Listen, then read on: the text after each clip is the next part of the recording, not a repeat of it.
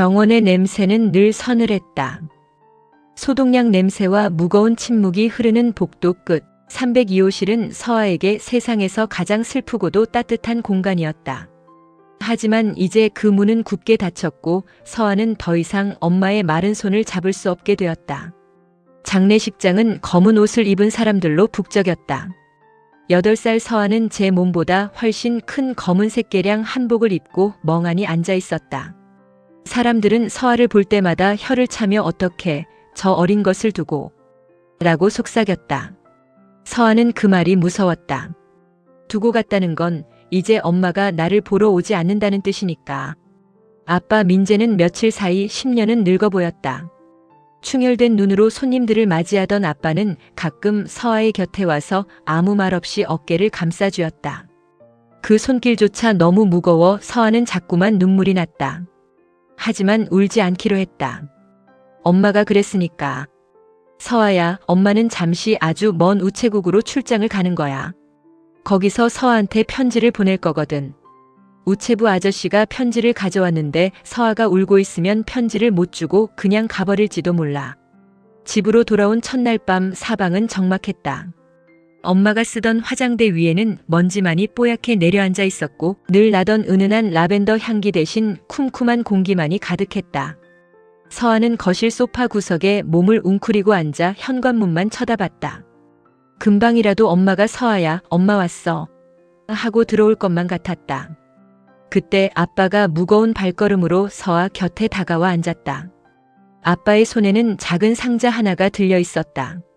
서아야. 응, 아빠. 엄마가 서아한테 꼭 전해주라고 한 게 있어. 엄마가 하늘나라 우체국에 도착하자마자 보낸 첫 번째 편지야. 아빠가 내민 것은 연한 분홍색 봉투였다. 겉면에는 서아의 이름이 비뚤비뚤하지만 정성스럽게 적혀 있었다. 엄마의 글씨였다.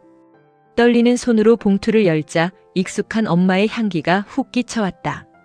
서아는 숨을 크게 들이켰다. 엄마의 냄새였다. 사랑하는 나의 보물 서아에게. 안녕 서아야. 엄마는 방금 무사히 하늘나라 우체국에 도착했어. 이곳은 정말 신기해. 구름으로 만든 소파도 있고 우표 대신 예쁜 꽃잎을 붙여서 편지를 보낸단다. 아, 그리고 여긴 엄마 무릎이 하나도 안 아파. 그래서 지금은 신나게 춤을 추며 이 편지를 쓰고 있어. 서아야, 지금 많이 슬프지? 엄마가 옆에 없어서 무섭기도 할 거야. 하지만 서아야, 그거 아니?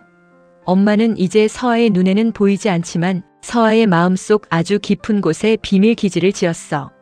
서아가 맛있는 아이스크림을 먹을 때 엄마도 같이 달콤함을 느끼고 서아가 재미있는 만화를 보고 웃을 때 엄마도 같이 웃고 있단다. 지금 서아 옆에 있는 아빠를 한번 봐줄래? 아빠 눈이 토끼처럼 빨갛지? 아빠는 엄마를 너무 사랑해서 그래. 그러니까 서아가 아빠를 꼭 안아줘. 아빠 엄마가 사랑한대라고 속삭여주면 아빠 마음의 비가 그칠 거야. 이건 엄마랑 서아만의 비밀인데 엄마는 앞으로 서아가 중요한 날마다 편지를 보낼 거야. 서아가 10살이 될 때, 중학생이 될 때, 그리고 예쁜 신부가 될 때까지 말이야. 그러니까 서아는 혼자가 아니야. 알았지? 오늘 밤엔 꿈속에서 만나자. 엄마가 커다란 사탕나무가 있는 숲으로 마중 나갈게. 세상에서 서아를 가장 사랑하는 우체국장 엄마가. 편지를 다 읽은 서아의 눈에서 굵은 눈물 방울이 뚝뚝 떨어졌다.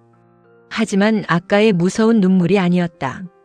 마음속 어딘가가 찌릿하면서도 따뜻해지는 기분이었다. 아빠. 응, 서아야. 서아는 편지에 적힌 대로 아빠의 목을 꼭 끌어안았다. 아빠의 넓은 등이 들썩이기 시작했다. 서아는 아빠의 귓가에 작게 속삭였다. 아빠, 울지 마. 엄마가 아빠 사랑한대.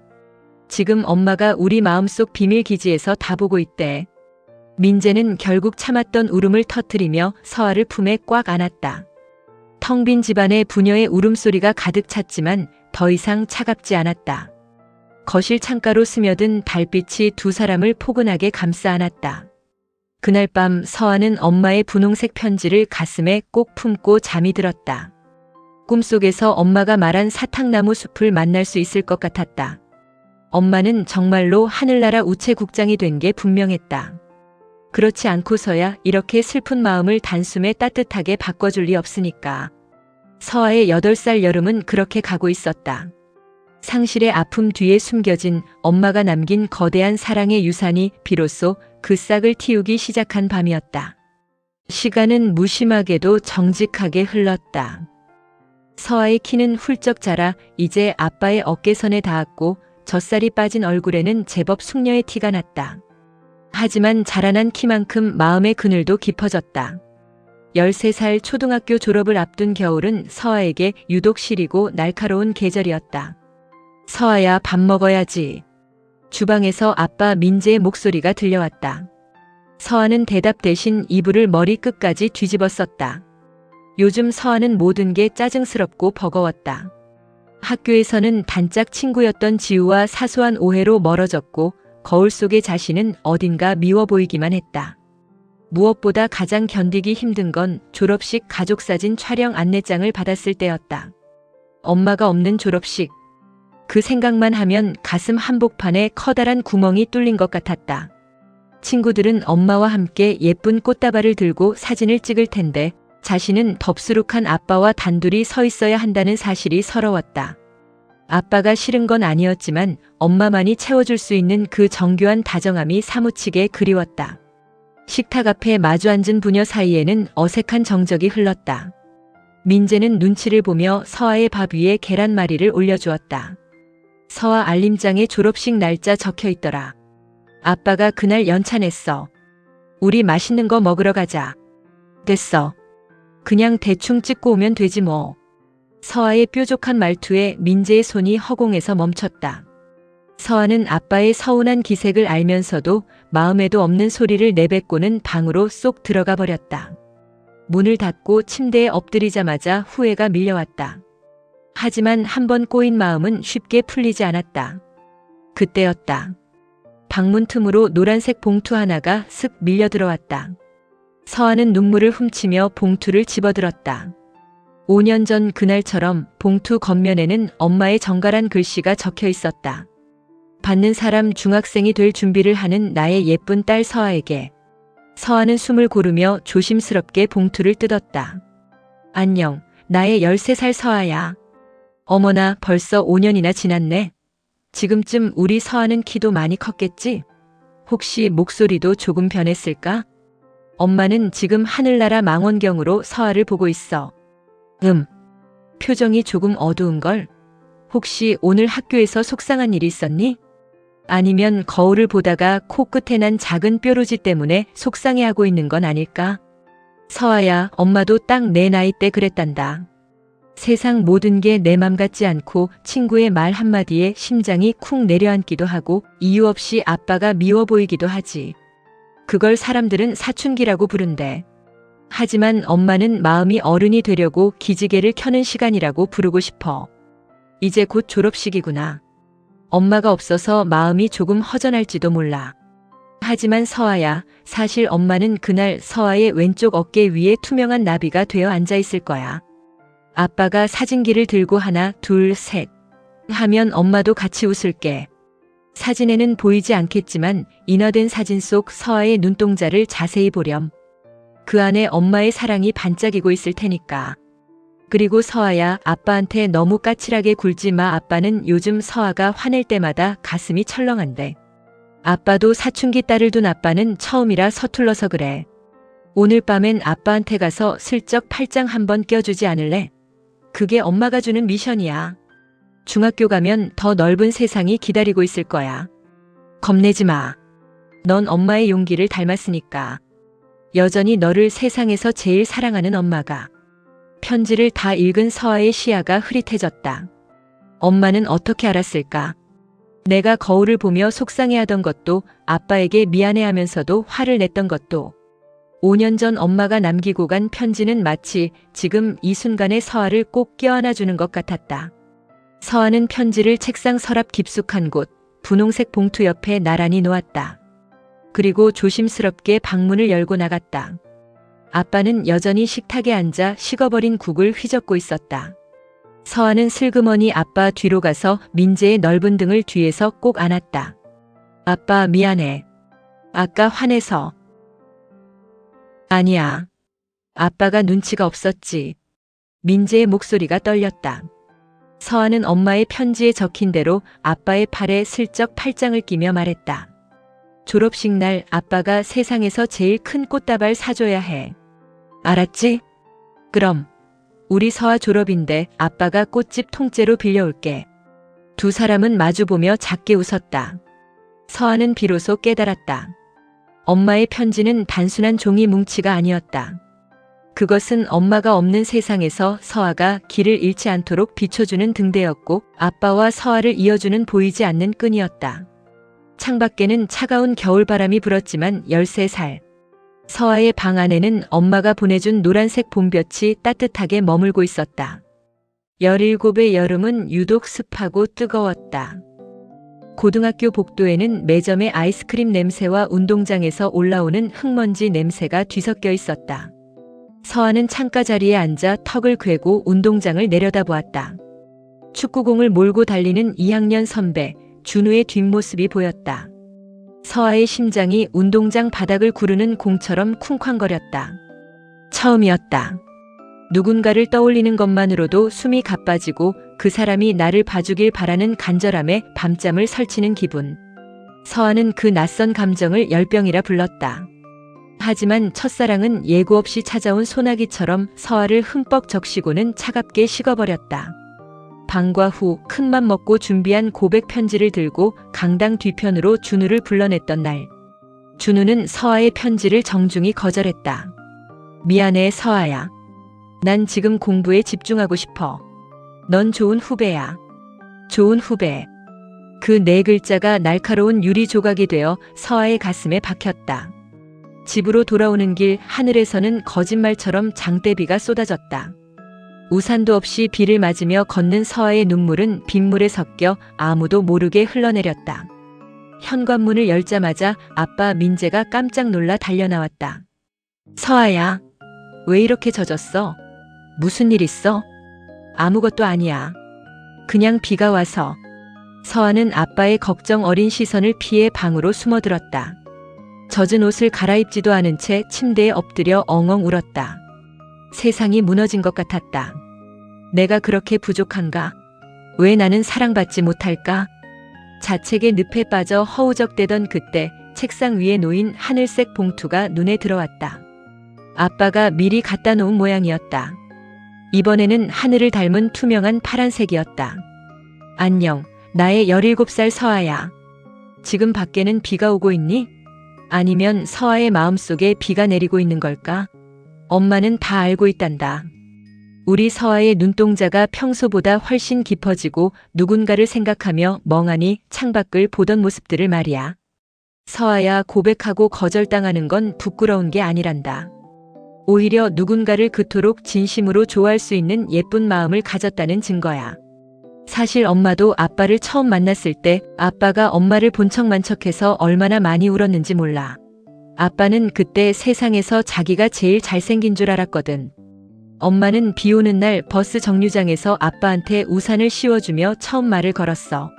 심장이 입 밖으로 튀어나올 것 같았지. 거절당할까봐 무서웠지만 엄마는 용기를 냈어. 덕분에 지금의 서아가 태어날 수 있었던 거란다.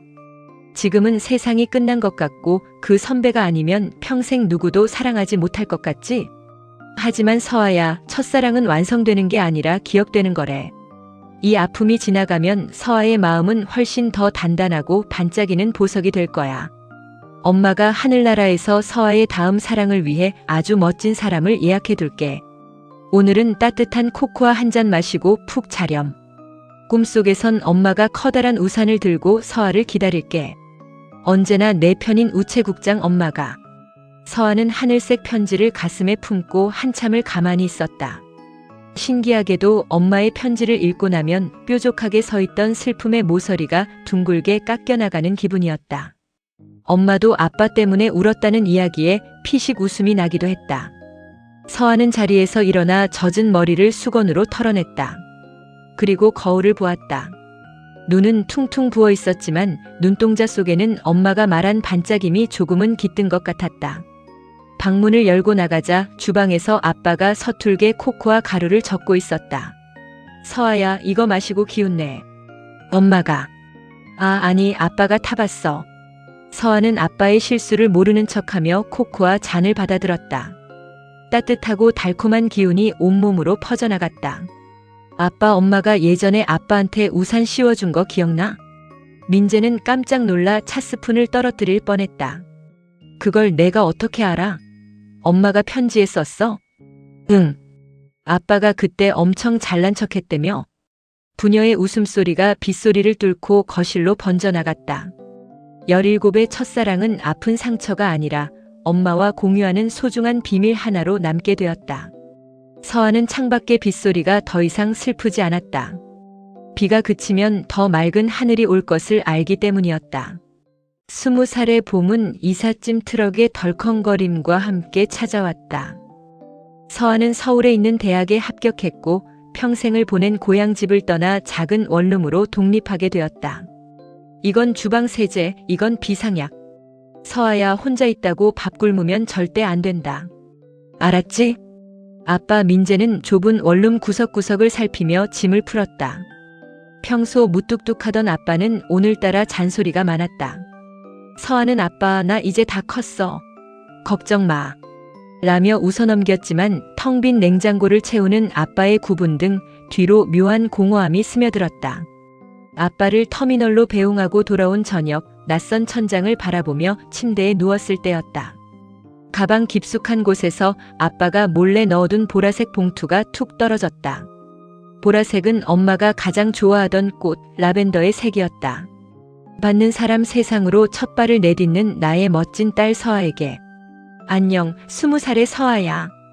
축하해. 우리 딸이 벌써 대학생이라니. 엄마는 지금 하늘나라에서 동네방네 자랑 중이야. 저기 예쁜 여대생 보이죠? 걔가 제 딸이에요. 라고 말이야. 서아는 지금 자유를 만끽하며 설레고 있겠지? 하지만 밤이 되면 조금은 외롭기도 할 거야. 서아야, 오늘은 엄마가 서아에게 아주 중요한 부탁 하나를 하려고 해. 사실 이 편지는 서아보다 아빠를 위해 쓴 거나 다름없단다. 서아가 집을 떠나던 날 아빠 표정 어땠니? 분명 웃으며 손을 흔들어 줬겠지만 차에 타자마자 핸들을 잡고 엉엉 울었을 거야. 아빠는 엄마가 떠난 뒤로 오직 서아라는 빛 하나만 보고 12년을 버텨왔거든. 이제 그 빛이 멀리 떠났으니 아빠의 집은 아마 세상에서 가장 고요한 섬이 되겠지. 서아야, 아빠는 생각보다 훨씬 더 여리고 겁이 많은 사람이란다. 엄마가 옆에 없을 때 아빠가 가장 무서워하는 건 잊혀지는 것이래. 그래서 말인데 서아에게 미션을 줄게. 일주일에 한 번은 꼭 아빠한테 전화해서 귀찮은 질문을 해줘. 아빠, 김치찌개는 어떻게 끓여? 라든가 아빠, 나 용돈 좀 더 줘. 그 같은 것들 말이야. 아빠는 서아가 자신을 필요로 한다는 사실만으로도 다시 살아갈 힘을 얻는 사람이거든. 서아의 20살은 반짝이는 별들로 가득하길 바라. 하지만 가끔 뒤를 돌아봐줘. 그곳엔 언제나 서아의 시작이었던 아빠가 서 있을 테니까. 언제나 너희 두 사람을 지켜보는 우체국장 엄마가. 편지를 다 읽은 서아는 한참 동안 보라색 종이 위로 떨어지는 눈물을 닦지 못했다. 자신은 새로운 세상으로 나아갈 생각에만 들떠 있었는데 홀로 남겨진 아빠의 적막은 단 한 번도 상상해 본 적이 없었다. 엄마는 12년 전 이미 알고 있었던 것이다. 딸이 떠난 뒤 남겨질 남편의 텅 빈 어깨를. 서아는 떨리는 손으로 휴대폰을 들었다. 아빠에게 전화를 걸자마자 신호음이 채 3번을 넘기기도 전에 목소리가 들려왔다. 서아냐? 벌써 무서워서 전화했어? 아빠의 목소리는 평소처럼 밝으려 애쓰고 있었지만 끄틈이 미세하게 떨리고 있었다. 아빠, 나 배고파. 아까 아빠가 사다 놓은 김치로 찌개 끓여 먹으려는데 물 얼마나 넣어야 해? 뭐? 이 기집애가 고등학생 때 그렇게 가르쳐줘도 모르냐? 잘 들어, 아빠가 딱 한 번만 말해줄 테니까. 전화기 너머로 아빠의 신난 목소리가 한참 동안 이어졌다. 서아는 눈물을 삼키며 그 잔소리를 하나하나 마음에 새겼다. 창밖으로 서울의 화려한 야경이 펼쳐졌지만 서아에게 가장 환한 불빛은 좁은 원룸 안을 가득 채운 아빠의 투박한 목소리였다. 20살의 첫 독립날 서아는 비로소 어른이 된다는 것이 나 혼자 잘 서는 것이 아니라 누군가의 빈자리를 살펴주는 마음임을 배웠다. 보라색 편지에서는 은은한 라벤더 향기가 나는 것 같았다. 25의 여름은 가혹했다. 노량진의 좁은 고시원 방 안 낡은 선풍기가 탈탈거리며 더운 바람을 뿜어냈다. 서아의 책상 위에는 최종 불합격이라는 글자가 선명한 노트북 화면이 켜져 있었다. 벌써 7번째였다. 나름대로 열심히 살았는데. 서아는 마른 세수를 했다. 대학 시절 내내 장학금을 놓치지 않았고 남들 다 하는 대외 활동에 자격증까지 갖췄지만 세상은 서아에게 자리를 내어주지 않았다. 친구들의 SNS에는 멋진 사원증을 목에 걸고 맛집을 다니는 사진들이 올라왔다. 서아는 어느샌가 그들의 소식을 확인하는 게 두려워 앱을 지워버렸다. 편의점 삼각김밥으로 끼니를 때우며 버티던 밤 아빠에게서 택배가 도착했다. 박스 안에는 아빠가 직접 담근 장아찌와 밑반찬들, 그리고 그 밑바닥에 짙은 남색 봉투가 숨겨져 있었다. 깊은 밤의 바다를 닮은 색이었다. 받는 사람 밤하늘의 별을 찾고 있을 나의 소중한 서아에게. 안녕, 25의 서아야. 지금 서아의 방은 조금 어둡겠지? 노트북 불빛만 깜빡이고 있을지도 모르겠구나. 서아야, 엄마는 지금 내가 겪고 있는 그 막막함을 잘 안다. 엄마도 서아를 갖기 전 하고 싶었던 일을 포기해야 했을 때 세상이 나만 빼고 돌아가는 것 같은 기분이 들었거든. 서아야, 인생은 100m 달리기가 아니라 아주 긴 마라톤이야. 남들보다 조금 늦게 출발했다고 해서 혹은 잠시 넘어져 무릎을 까졌다고 해서 실패한 게 아니란다. 오히려 지금의 그 멈춤이 나중에 서아가 더 멀리, 더 건강하게 달릴 수 있게 해주는 숨고르기가 될 거야. 사람들은 꽃이 봄에만 피는 줄 알지만 사실 가을에 피는 국화도 있고 차가운 눈 속에서 피어나는 매화도 있어. 서아라는 꽃은 아마 조금 늦게 피는 종류인가 봐. 하지만 늦게 피는 꽃일수록 그 향기가 더 진하고 오래 간다는 걸 잊지 마렴. 서아야, 제발 너 자신을 미워하지 마. 난 왜 이럴까라고 자책하는 대신 오늘 하루도 버텨낸 내 어깨를 스스로 토닥여줘. 엄마는 서아가 유명한 회사원이 되는 것보다 서아가 자기 자신을 사랑하는 사람이 되는 게 훨씬 더 중요해. 힘들 땐 언제든 멈춰 서도 좋아. 엄마가 하늘나라 구름 침대를 넉넉하게 빌려줄게. 잠시 쉬었다가 다시 신발끈을 묶어도 늦지 않아. 너의 모든 계절을 응원하는 우체국장 엄마가. 서아는 남색 편지지를 얼굴에 대고 펑펑 울었다. 누군가에게 힘내라는 말보다 멈춰도 괜찮다라는 말이 이토록 절실했음을 엄마는 알고 있었던 것이다. 불합격이라는 글자가 주는 패배감에 짓눌려 스스로를 쓸모없는 존재라 여겼던 지난 몇 달의 시간이 주마등처럼 스쳐 지나갔다. 서아는 아빠가 보내준 장아찌를 꺼내 밥 한 그릇을 뚝딱 비웠다. 짭조름한 집밥의 맛이 눈물과 섞여 목구멍을 넘어갔다. 그것은 살아내야 한다는, 그리고 충분히 그럴 자격이 있다는 가장 정직한 위로였다. 다음 날 아침 서아는 무거운 암막 커튼을 걷어 올렸다. 눈부신 햇살이 방 안으로 쏟아져 들어왔다. 서아는 책상을 정리하고 새로 산 공책 첫 장에 엄마의 문장을 적어 넣었다. 나는 조금 늦게 피는 꽃이다. 하지만 가장 진한 향기를 가질 것이다. 25의 서아는 다시 신발끈을 묶었다. 이제는 조급함 때문이 아니라 자신만의 속도로 걷기 위해서였다. 남색 봉투는 이제 어두운 밤이 아니라 곧 밝아올 새벽 하늘의 색으로 보였다. 30살의 가을은 청첩장 샘플과 가구 카탈로그 사이에서 정신없이 흘러갔다. 서아는 대학 시절 만난 다정한 남자 정우와 결혼을 약속했다. 정우는 서아의 상처를 보듬어 줄 줄 아는 사람이었고 무엇보다 서아의 아빠 민재와 함께 낚시를 다니며 아들처럼 굴어주는 듬직한 청년이었다.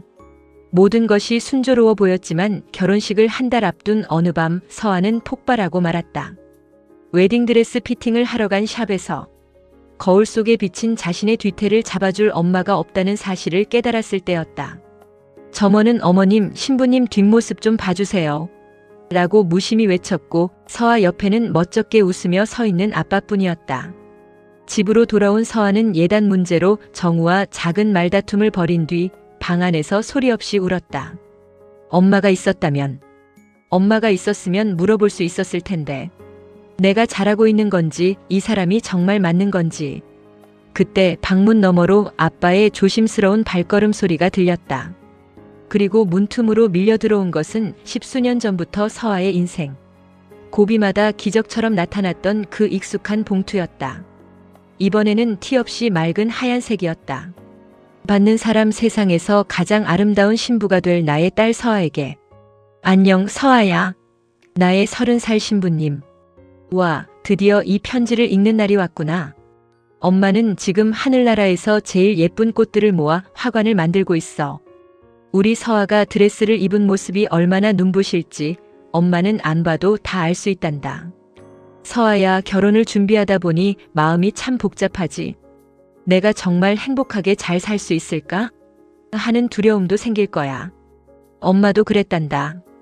아빠랑 결혼 전날 외할머니 붙잡고 엉엉 울면서 안 간다고 떼를 쓰기도 했어. 행복한 가정을 만드는 비결을 물어본다면 엄마는 딱 한 가지만 말해주고 싶어. 그건 바로 서로의 약점을 사랑해주는 것이란다. 강점은 누구나 사랑할 수 있지만 상대방의 못나고 부끄러운 부분을 안아주는 건 오직 가족만이 할 수 있는 일이거든. 아빠가 가끔 덜렁대고 고집부려도 엄마가 웃으며 넘어갔던 건 아빠가 엄마의 눈물을 가장 먼저 닦아주던 사람이었기 때문이야. 결혼식 날 엄마가 옆에 없어서 속상해하지 마렴. 엄마는 내가 든 부케 속 꽃잎 하나하나에 사랑의 마법을 걸어둘 거야. 내가 입장하는 그 짧은 길, 엄마가 내 손을 꼭 잡고 같이 걸어줄게. 아빠 손등이 조금 떨리거든. 내가 살짝 힘을 주어 잡아주렴. 아빠는 그날 세상을 다 잃은 것 같으면서도 세상을 다 얻은 것 같은 기분이 들 거거든. 서아야, 사랑받는 아내보다 사랑을 줄 아는 넉넉한 사람이 되길 바란다. 너의 새로운 출발을 온 우주를 다해 축하해. 너의 영원한 1호 팬, 우체국장 엄마가. 편지 끝자락에는 아주 작은 아파눌러 말린 꽃 하나가 붙어 있었다. 엄마가 병상에서 마지막으로 만졌던 들꽃이었다. 서아는 그 꽃잎 위에 입을 맞췄다. 엄마, 나 잘할게. 엄마처럼 사랑할게. 서아는 거실로 나갔다. 아빠는 소파에 앉아 낡은 앨범을 넘겨보고 있었다. 엄마와 아빠의 결혼 사진이었다. 서아는 아빠 곁에 다가가 어깨에 머리를 기댔다. 아빠, 나 드레스 입을 때 엄마가 같이 걸어준대. 편지에 그렇게 써 있어. 민재는 말없이 서아의 손을 꽉 쥐었다. 그의 눈시울이 붉어졌지만 입가에는 안도의 미소가 번졌다. 결혼식 당일 서아는 세상에서 가장 평온한 신부였다. 신부 입장을 알리는 음악이 울려 퍼지고 아빠의 손을 잡고 버진 로드를 걸을 때 서아는 정말로 느꼈다. 오른쪽 어깨 위로 내려앉은 따뜻한 온기를. 그것은 엄마가 보낸 축복의 나비였다. 30살의 서아는 이제 누군가의 딸에서 누군가의 아내로, 그리고 새로운 사랑의 시작으로 나아갔다. 하얀 봉투는 이제 슬픔의 상징이 아니라 찬란한 미래로 향하는 초대장이었다. 병원 분만실의 차가운 공기 속에서 서아는 생전 처음 겪는 고통과 마주했다. 온몸의 뼈가 마디마디 부서지는 것 같은 진통 속에서 서아가 가장 먼저 떠올린 건 32년 전 자신을 낳았을 엄마의 얼굴이었다. 응애. 우렁찬 울음소리와 함께 작고 붉은 생명이 서아의 가슴 위에 놓였다. 꼬물거리는 손가락, 부드러운 살결, 그리고 옅은 젖비린내. 서아는 그 아이를 품에 안는 순간 심장 밑바닥에서 뜨거운 무언가가 울컥 치밀어 올랐다. 그것은 기쁨도 슬픔도 아닌 설명할 수 없는 거대한 경외심이었다. 서아야, 고생했다. 정말 고생했어. 밖에서 초조하게 기다리던 아빠 민재가 들어와 서아의 땀 젖은 머리칼을 넘겨주었다. 아빠의 눈에는 눈물이 가득했다. 민재는 품 안에서 낡고 빛바랜 하지만 가장 소중하게 보관되어 온 무지개색 봉투를 꺼냈다. 24년 전 연우가 마지막 숨을 몰아쉬며 남겼던 그 최후의 편지였다. 받는 사람 엄마가 된 나의 아기 서아에게. 안녕, 나의 사랑하는 엄마 서아야. 지금 내 품에는 천사가 잠들어 있겠지? 아이의 숨소리를 들으며 너는 지금 무슨 생각을 하고 있니? 아마 내가 이 아이를 잘 키울 수 있을까? 하는 두려움과 세상에 이런 사랑이 다 있구나. 하는 놀라움이 교차하고 있을 거야. 서아야, 엄마는 지금 이 편지를 쓰면서 울고 있어. 내가 너를 낳고 처음 안았을 때 느꼈던 그 벅찬 행복을 너도 지금 느끼고 있을 거라 생각하니 가슴이 벅차올라서 말이야. 엄마는 그때 결심했단다.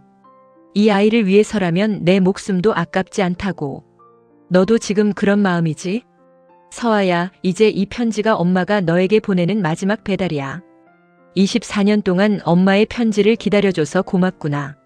엄마는 내가 8살 때부터 32이 될 때까지 내 삶의 모든 순간을 미리 상상하며 이 글들을 썼어. 내가 넘어질 때 일으켜주고 싶어서, 내가 사랑에 빠질 때 같이 설레고 싶어서, 내가 어른이 될 때 박수 쳐주고 싶어서. 하지만 서아야, 이제 엄마는 편지를 그만 쓰려고 해. 왜냐하면 이제 너는 더 이상 엄마의 편지가 필요 없는 완벽한 엄마가 되었으니까. 이제 내가 아이에게 줄 사랑이 곧 엄마가 너에게 준 사랑이란다. 사랑은 그렇게 대를 이어 흐르는 강물 같은 거야. 서아야, 나를 엄마로 선택해줘서 고마웠어. 너를 사랑할 수 있어서 내 인생은 단 한순간도 외롭지 않았단다. 이제 편지 봉투를 닫고 내 옆에 있는 아빠를 안아주고 내 품의 아이를 보며 활짝 웃으렴. 엄마는 언제나 내 웃음소리 속에 살고 있을게. 안녕, 나의 소중한 사람. 정말 많이 사랑한다. 영원히 너의 마음속에 머무를 우체국장 엄마가. 서아는 무지개색 편지지를 가슴에 묻고 소리내어 울었다. 24년 동안 자신을 지탱해온 것은 종이 위에 적힌 글자가 아니었다. 죽음을 앞둔 순간에도 오직 남겨질 딸의 일생을 걱정하며 펜을 꾹꾹 눌러 썼을 엄마의 그 지독하고도 숭고한 마음이었다. 서아는 곁에서 눈물을 닦는 아빠 민재의 손을 잡았다. 아빠 고마워. 엄마 편지 잘 배달해줘서. 민재는 고개를 끄덕이며 서아와 갓 태어난 손주를 한꺼번에 품에 안았다. 창밖으로는 따스한 봄볕이 내리쬐고 있었다. 24년 전 엄마가 떠나던 날 불던 서글픈 바람은 이제 온데간데 없었다. 서아는 품 안의 아이에게 나직이 속삭였다. 아가야, 할머니가 너를 아주 많이 사랑하신단다. 엄마가 그 사랑 다 전해줄게. 서아의 서랍 속 7통의 편지는 이제 빛바랜 종이가 되었지만 그 안에 담긴 온기는 서아의 핏줄을 타고 아이에게로, 또 그 다음 아이에게로 영원히 흐를 것이다. 엄마의 마지막 배달은 그렇게 완벽하게 완료되었다.